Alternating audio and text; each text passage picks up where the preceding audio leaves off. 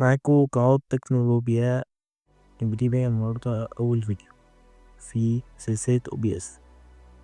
النهاردة هنتعلم ازاي نستخدم برنامج OBS ستوديو، واحد من أشهر البرامج لتسجيل الشاشات ببث المباشر. لو عايز تسجل شرح تعليمي، تلعب جيمنج، أو تعمل لايف على اليوتيوب أو فيسبوك أو أي برنامج مثلا زي تويتش. يلا بينا نبدأ الخطوات. أول حاجة هندخل نفتح جوجل كروم، كده نكتب OBS داونلود، وبعد كده هندوس هنا، كده ندوس داونلود، ندوس عليه هينزل، بس أنا منزله فمش هنزله أنا.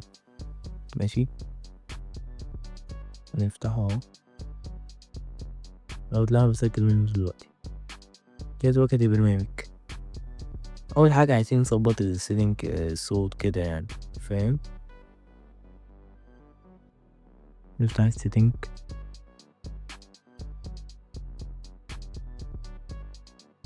عندك هنا أول مثلا زي الستريم، يوتيوب، فيسبوك، تويتش، دي كونكتد اكونت من هنا، وتكتب الستريم كي هنا.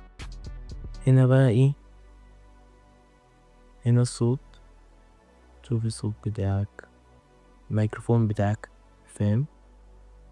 والفيديو بتاعك هنا بقى تشوف كام فريم.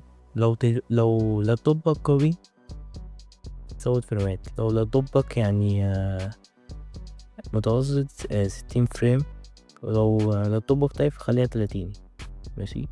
وهنا هوت كي ممكن تعمل شورت كات، ان انت تعمل تصورين مع بعض ومعمل حاجة. مثلا هنا Alt 1 start record، هنا Alt 3 stop recording، هنا Alt 2 pause recording.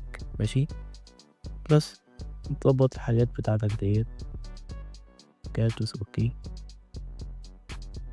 عندك هنا الواجهة، مش هيبان الشاشة. ماشي، هتدوس هنا على بلس سكرين، او اما لو في واحدة ندوس عليها، بعد كده ندوس هنا.